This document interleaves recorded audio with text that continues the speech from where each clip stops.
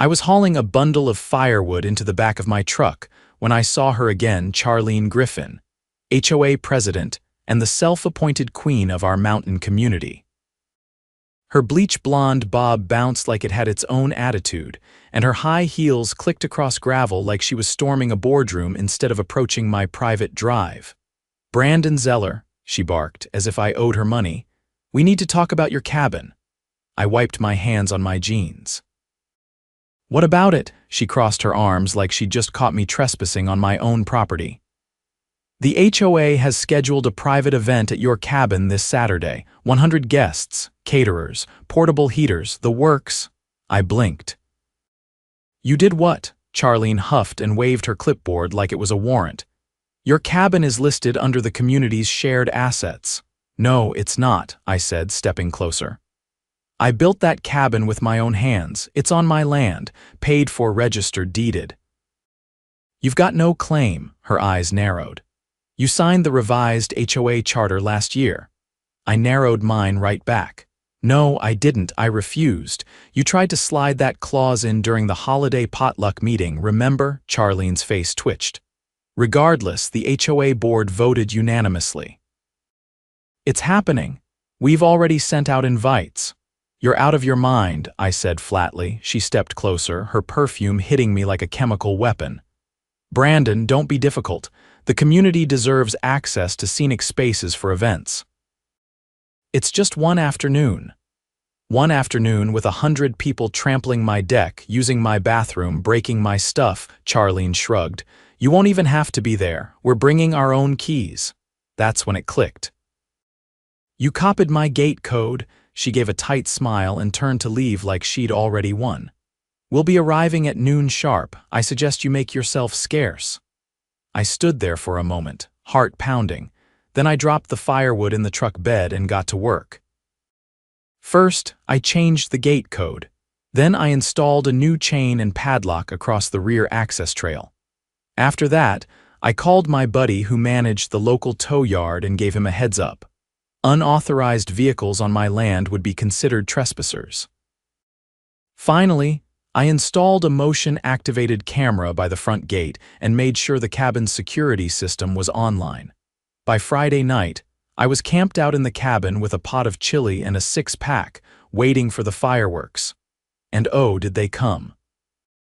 By noon on Saturday, the road up to my gate was lined with Lexuses, Range Rovers, a white catering van, and even a shuttle bus idling with the words Mountain Vista Private Events printed on the side. People in pressed khakis and designer puffer jackets were stepping out with wine totes and folding tables, laughing like they were arriving at some Instagram-perfect vineyard. Then the honking started. The lead car, a navy BMW SUV with vanity plates reading GRFN1, laid on the horn like it was going to unlock something. I watched the whole thing through the cabin's window, sipping coffee in my flannel like I was ringside at a circus. Eventually, Charlene climbed out, flanked by 2 men in matching scarves and a woman carrying a clipboard larger than her handbag. She marched to the gate, yanked on the new chain, and stopped dead. She turned to the crowd. "Everyone, please remain calm. There's been a small miscommunication." I stepped out onto the porch, leaned against the railing, and called out, "You mean the part where you planned a party on private property without asking the owner?" She turned, the color in her cheeks rising like a thermometer left in the sun. "Brandon, this behavior is incredibly hostile. You're creating a scene." "Nope," I said. "You created the scene. I'm just enjoying the show." She stormed up to the gate, gripping the bars like an inmate. "We had this space scheduled." "You're violating the committee's approved event calendar." "Hate to break it to you, Charlene, but your calendar doesn't overrule property deeds." The clipboard lady leaned over to whisper something to her, and Charlene waved her away. "We are within our rights under Article 12, Section 6 of the Community Coordination Guidelines." I held up my phone. "Already checked. That section only applies to common grounds and recreational zones, neither of which include my cabin." The crowd behind her started murmuring. A man in a fleece vest pulled out his phone and began scrolling. "You're being unbelievably selfish," Charlene said through gritted teeth. "And you're trespassing," I replied. "In fact, I raised my voice so the whole group could hear. The sheriff's office has been notified. They're sending someone up to clear the road. So unless you want to explain to Deputy Hines why you're trying to force entry onto private land, I suggest you all head back down the mountain." That did it. A few people backed toward their cars. The shuttle driver flicked his blinker on. The caterers exchanged glances and began slowly closing the back of their van. Charlene wasn't done. "You'll regret this, Brandon. I'll have the board issue a cease and desist. We'll take legal action if necessary." I shrugged. "Go ahead. I've already spoken to my attorney.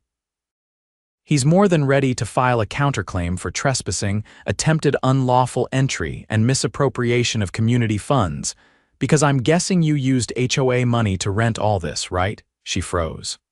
"Oh yeah," I said, stepping forward. "The food, the rentals, the shuttle. Billing it under community development won't hold up. I called around yesterday. That shuttle company requires payment up front. You used the HOA account." Clipboard lady looked like she wanted to disappear. "It was unanimously approved," Charlene said, but her voice had gone flat. "Really?" I said. "Because 3 board members told me you canceled last month's meeting and never rescheduled. So either you forged a vote or you held a private session without quorum. Both are violations of the bylaws.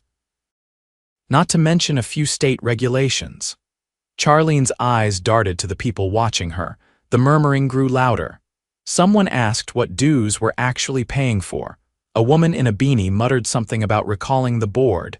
Then the deputy's SUV crested the hill. Deputy Hines stepped out, adjusted his belt, and looked over the scene. "Afternoon," he said slowly. "Got a report of unauthorized gathering on private land." Charlene immediately launched into a breathless explanation about community initiatives, miscommunications, and how I had misunderstood the role of shared spaces. Hines turned to me. "You the owner?" I nodded and handed him a folder. "Property deed, dated survey, and a statement from my lawyer. Everything's in there." He flipped through it, gave a low whistle, then looked at Charlene. "Ma'am, I'm going to need you and your guests to vacate the area." Now, her jaw clenched. "This is ridiculous. He's weaponizing technicalities." "No, ma'am," Hines said. "You tried to host a private event on property you don't own without permission. That's not a technicality, that's unlawful." Someone in the back started clapping, then another. Soon half the group was applauding while slowly heading back to their cars. Charlene stood frozen as her carefully staged event unraveled in real time. The shuttle pulled away. The caterers peeled off. Even Clipboard Lady got in a Prius and drove off without a word. Deputy Hines waited until the last car rolled down the hill before turning back to her.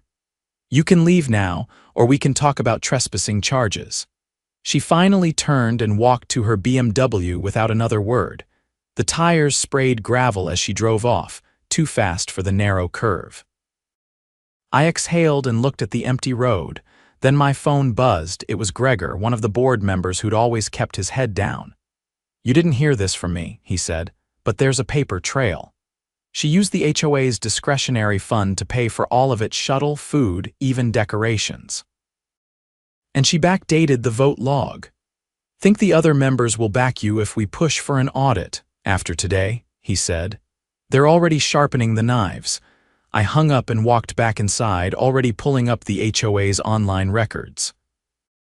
If Charlene thought today was bad, wait until she saw what I had planned for the next board meeting. 2 days after the fiasco, I pulled into the community center parking lot for the emergency HOA board meeting. The lot was already full. Trucks, sedans, and a few dusty Subarus lined the curb, all pointed toward the building like they wanted front row seats to the implosion. Inside, folding chairs had been dragged out of storage. A full house.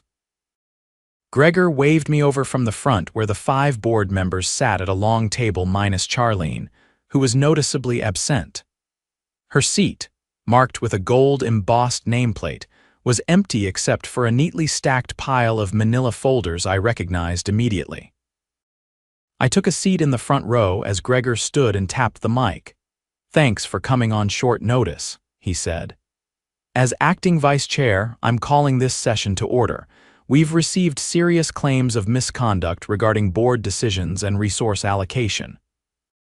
Specifically, the unauthorized use of HOA funds and the attempted misuse of private property." Murmurs rippled through the crowd. Gregor continued, "To be clear, these allegations have been supported by documentation.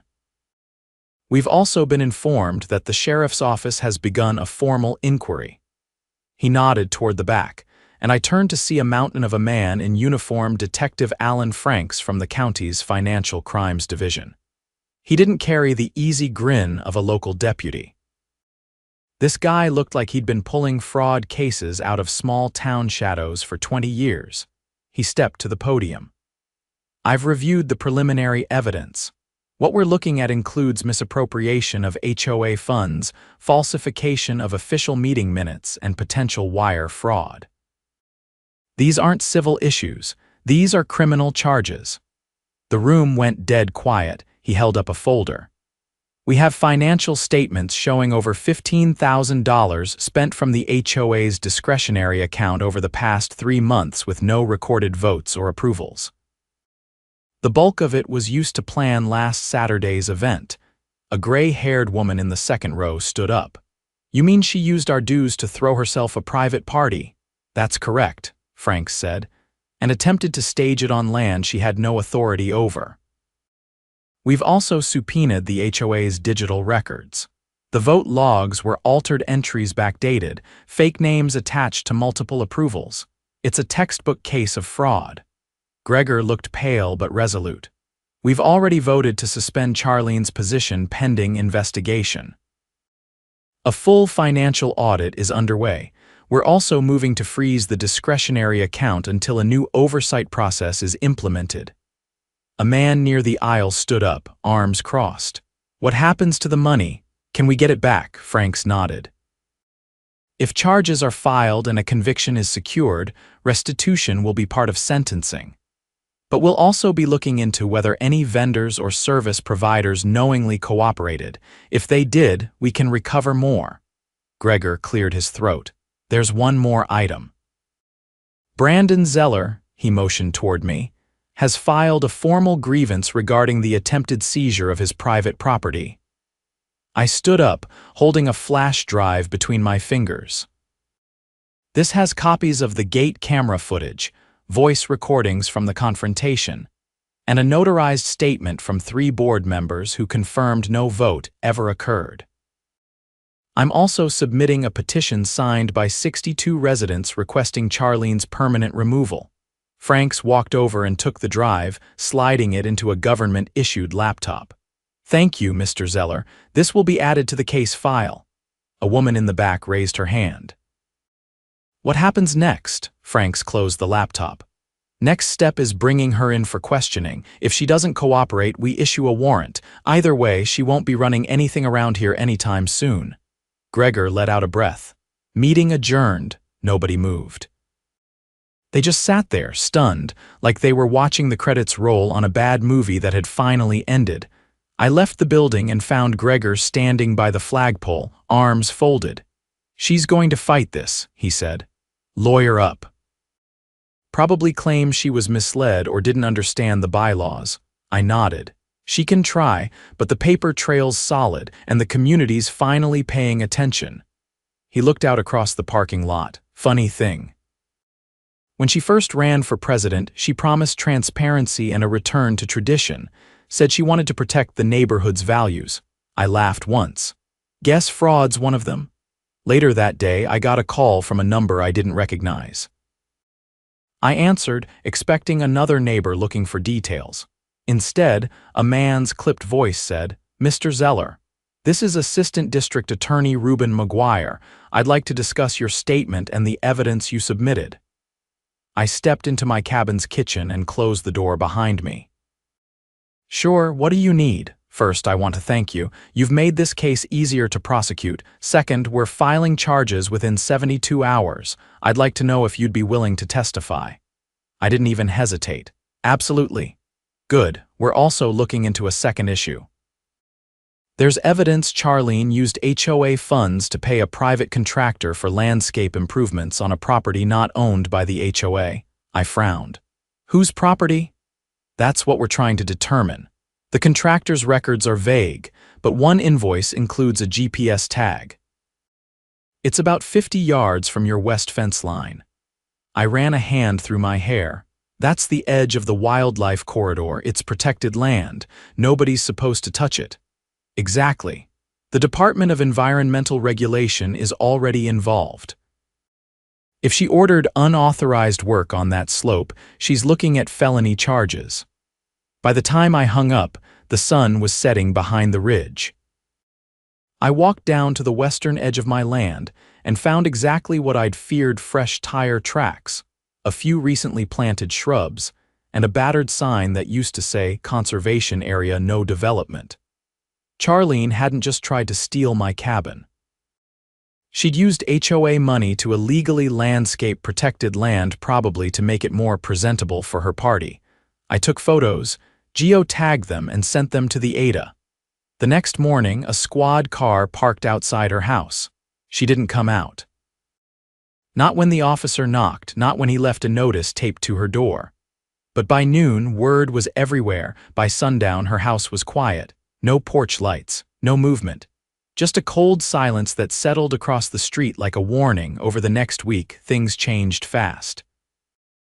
An emergency election was held, and residents from every corner came out to vote. Charlene's name wasn't even on the ballot.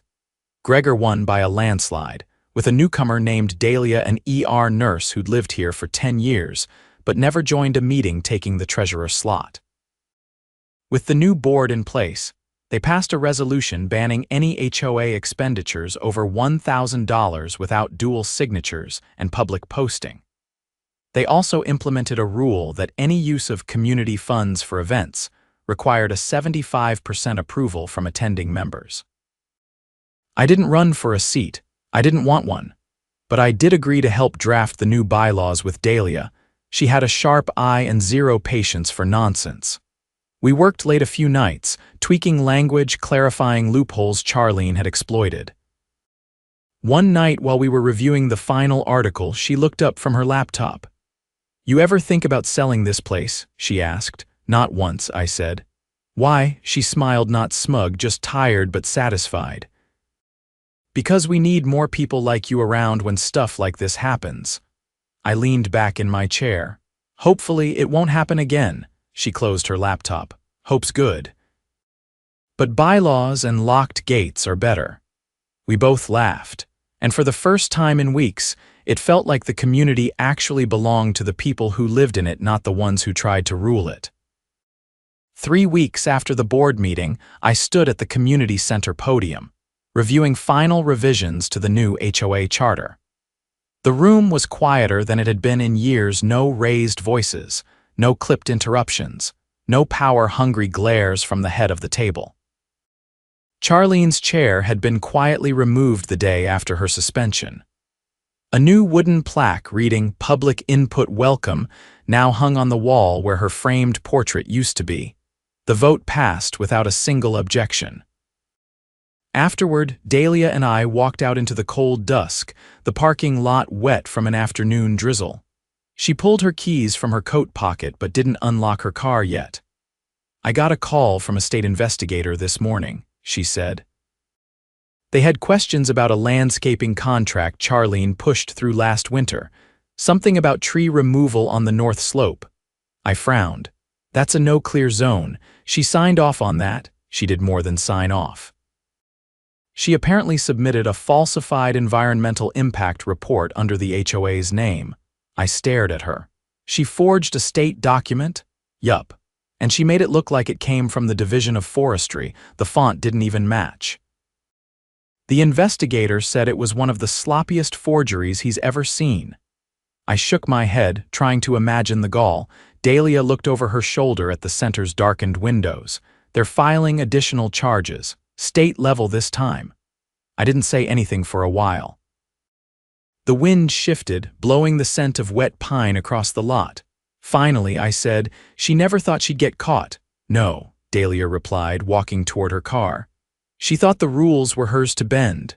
The following Monday, I got a knock on my cabin door just after sunrise. Not the usual soft tap of a neighbor, either. It was firm, deliberate. When I opened it, a pair of men in dark suits stood beneath my porch awning.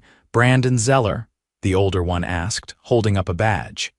"Special Agent Darrow, State Bureau of Investigations." "This is Agent Lynn." Lynn nodded while unzipping a leather bag. "We'd like to ask you some questions about the HOA's use of state funds over the past fiscal year." I stepped aside and let them in. Over the next hour, I learned more than I wanted to know. Charlene hadn't just misused HOA dues, she'd used falsified grant applications to secure state funds for community beautification projects. Over $40,000 had been funneled into accounts she controlled directly as president, under the claim that they were being used for public trails and erosion control. Only there were no trail markers, no invoices for soil stabilization, no work done, period. "Where'd the money go?" I asked. Darrow opened a folder and slid a photo across the table.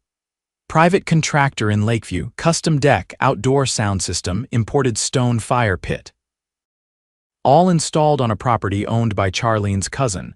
He's claiming he thought she paid with personal funds." I stared at the photo. The deck looked freshly stained, the stones still clean of soot. "Let me guess, he lives outside HOA jurisdiction?" "Exactly," Darrow said. "No oversight. No questions." The agents asked for copies of anything I had that might prove Charlene had access to HOA financials without proper review. I handed them a thumb drive with old board emails, including one where Charlene had dismissed a request for a spending audit by claiming the books were already reviewed by her personal accountant. Lynn raised an eyebrow. "Her personal accountant," she said. "It saved time," I said. They packed up their files, thanked me, and left. I watched their car disappear around the bend, then turned back inside to start a pot of coffee. I had a feeling I'd be hearing from them again. By the end of the week, I did. Charlene had been arrested outside her cousin's house. The local paper ran a front-page photo of her being led into a cruiser in a red coat, sunglasses on despite the rain, lips pressed into a line like she still thought she could spin the situation. The charges were extensive: wire fraud, misuse of public funds, forgery, and conspiracy. The last one caught my attention. I called Gregor. "Yeah," he said, his voice tight. "Turns out she had help. From the board? No, from her cousin and a contractor who was submitting fake invoices for work that never happened. They split the money. The contractor's already copped a plea. She's going away for a long time, isn't she? Looks that way." I was quiet a moment. "How's the community taking it?" "Mixed. Some people are still in shock. Others are furious they didn't notice sooner, but most just want to move on. We're holding a town cleanup next Saturday. You should come." I did. By mid-morning, I was hauling broken branches and soda cans into a trailer while a group of teenagers painted over graffiti on an old trail sign. Dahlia walked past with a clipboard and a thermos, handing out coffee and organizing tool returns. No one shouted. No one argued about paint colors or who was in charge. People just worked. At one point, an older man I didn't recognize approached me. He wore a patched vest and carried a rake over one shoulder. "You're the one who shut her down, right?" "I just locked a gate," I said. He nodded once. "Sometimes that's all it takes." Later that day, while I was hosing off my boots behind the cabin, a county truck pulled up along my drive. A man in a polo with a forestry badge stepped out and waved. "You Brandon?" "Yeah." He reached into the cab and pulled out a parcel wrapped in brown paper. "Just came from the county commission. They wanted you to have this." I peeled the paper back to find a wooden plaque engraved with the county seal in recognition of civic vigilance and protection of public lands, awarded to Brandon Zeller. I turned it over. A handwritten note was taped to the back. "Thanks for keeping the gate closed. Some things are worth guarding."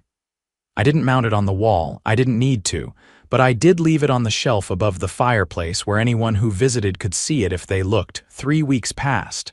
then 6. Then the trial started. I wasn't called to testify until day 4. The courtroom was packed.